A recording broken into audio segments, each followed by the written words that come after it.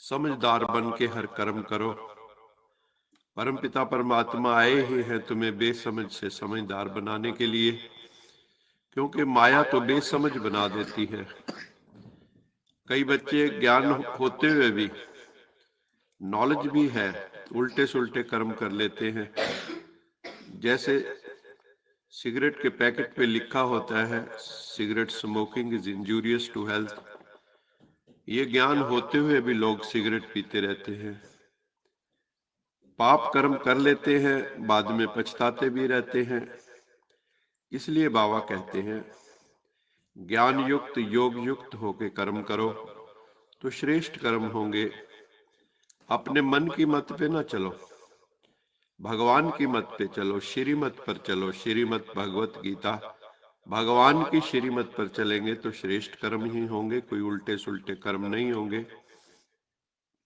फिर बाबा ने कहा, जो गुलाब का फूल होता है उसको जो खाद देते हैं कई बार वो बदबूदार होती है, लेकिन वो उसमें से भी खुशबू धारण करके खुशबूदार गुलाब बन जाता है। ऐसे आप विश्व परिवर्तक श्रेष्ठ आत्माएं, अशुभ, व्यर्थ, साधारण भावना और भाव को श्रेष्ठता में, अशुभ भाव और भावना को शुभ भाव और भावना में परिवर्तन करो। ट्रांसफॉर्मेशन करना है, नेगेटिव को पॉजिटिव में बदलना है, अशुभ को शुभ में बदलना है। तब हम ब्रह्मा बाबा की तरह अव्यक्त फरिश्ते बन जाएंगे, इथीरियल एंजल्स बन जाएंगे, और उसी से हम इंद्रियों पर विजय प्राप्त कर लेंगे तथा विजय माला का, वैजयंती माला का दाना बन जाएंगे। ऐसी आत्माएं जिन्होंने अंत में 5 विकारों पर विजय पा ली, विजय अंती, उन्हीं की यादगार में 108 की माला बनी हुई है। प्यार की निशानी क्या है? जिससे प्यार होता है उसे अपने से भी हम आगे बढ़ाते हैं। जैसे माता पिता चाहते हैं उनकी संतान उनसे भी आगे बढ़ जाए। शिव बाबा भी कहते हैं, मेरे बच्चों में कोई कमी ना रहे, परफेक्ट बन जाएं, संपूर्ण बन जाएं, संपन्न बन जाएं, मेरे समान बन जाएं। यही प्यार की निशानी है। फिर बाबा ने कहा, बच्चे सबसे बड़ी बीमारी कौन सी है? वो है बॉडी कॉन्शियसनेस, देह अभिमान, आइडेंटिटी क्राइसिस। हो आत्मा, समझते हो स्वयं को देह, ये बीमारी है। तो बाबा कहता है, इस बीमारी से बचने के लिए तुम बच्चों को संग भी बहुत अच्छा करना है, और भोजन भी अगर हो सके तो अपने हाथों से प्रभु की याद में बनाओ, और योग युक्त होके ही खाओ, योग युक्त होके ही बनाओ, तो वो शुद्ध भोजन स्वीकार करेंगे, सतोगुणी भोजन स्वीकार करेंगे और गॉड कॉन्शियसनेस, सोल कॉन्शियसनेस में रहेंगे, तो देह अभिमान की बीमारी दूर हो जाएगी। कई बच्चे बाबा को चिट्ठी भी लिखते हैं, बाबा माया के तूफान बहुत आते हैं, काम वासना का तूफान भी कम नहीं।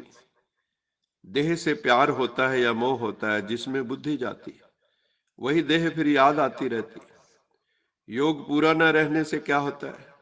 अवस्था कच्ची होने से बहुत नुकसान हो जाता है।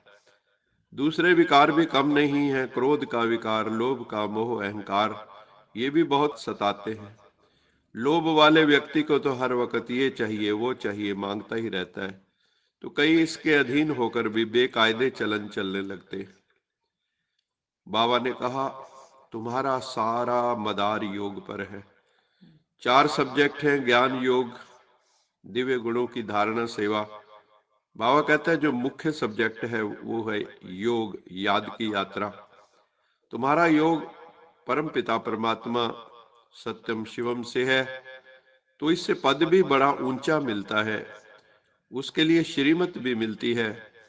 परम पिता परमात्मा आकर हमें पढ़ाते हैं, परंतु बच्चे हैं कि बार बार बाबा को भूल जाते हैं, दुनिया में दिल लगा लेते हैं। योग पूरा लगाते रहें तो लोभ मोह आदि विकार फिर तुम्हें सताएंगे नहीं। बहुतों को बहुत सताते हैं, जैसे कि उनके अंदर इच्छाएं, कामनाओं का अंत ही नहीं है, ये चाहिए वो चाहिए।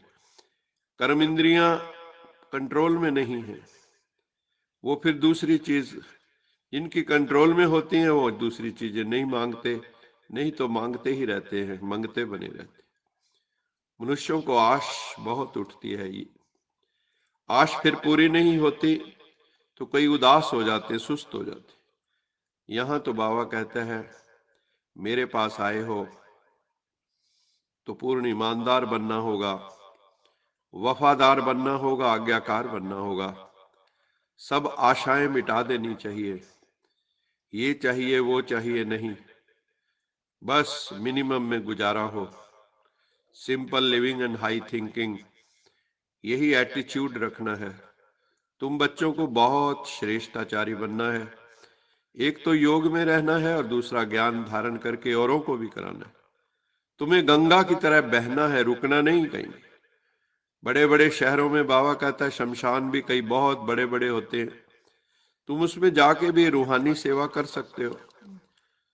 सेवा करने से तुम्हें भी बहुत फायदा होगा, तुम्हारा भी मन डांस करता रहेगा। जितनी सेवा करोगे, ज्ञान बांटोगे, उतना मन डांस करेगा।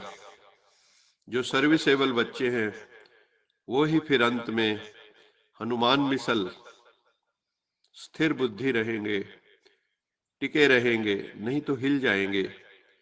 मनुष्यों को कोई बात याद करनी होती है तो गांठ बांध लेते हैं। ऐसे हमारी माताएं भी ऐसे किया करती थी। तुम भी सिर्फ दो बातों की बाबा कहता है गांठ बांध लो।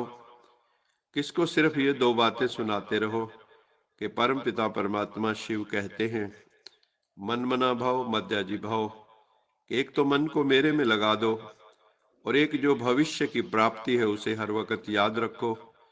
और ये अंतिम जन्म तुम्हें पवित्र बनना है, मन से, वाणी से, कर्म से। सभी वेद शास्त्र उपनिषद भी यही कहते हैं कि अपने अंतःकरण की शुद्धि हो, आत्मा की शुद्धि हो। अमरलोक चलना है तो अमरनाथ को याद करते रहना है। बाबा कहते हैं मैं तो भक्ति का फल देने के लिए आया हूं। बच्चे अब अशरीरी बन के वापिस घर चलना है। ये देह तो यहीं छूट जानी है, सबको ज्ञात है इस बात का। ये नाशवान देह यहीं समाप्त हो जाएगी। इसलिए बाबा कहते हैं मुझे याद करो तो अंत में तुम्हारी कर्मातीत अवस्था हो जाएगी, तुम्हारे सब कर्म बंधन कट जाएंगे। क्योंकि तुम जानते हो माया बड़ी बलवान है, माया बड़ी दुस्तर है। देह अभिमान की बीमारी बड़ी मुश्किल जाती है, बड़ी मेहनत है, योग में रह नहीं सकते। तो बाबा कहते हैं योग में नहीं रहते तो मन फिर इधर उधर भटकता रहता है।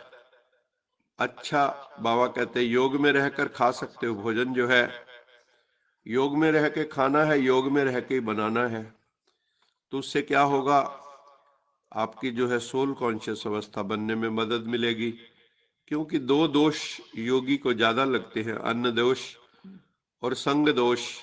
तो इन दो दोषों से अपनी रक्षा करनी है। अन्न दोष से भी बचना है और संग दोष से भी बचना है।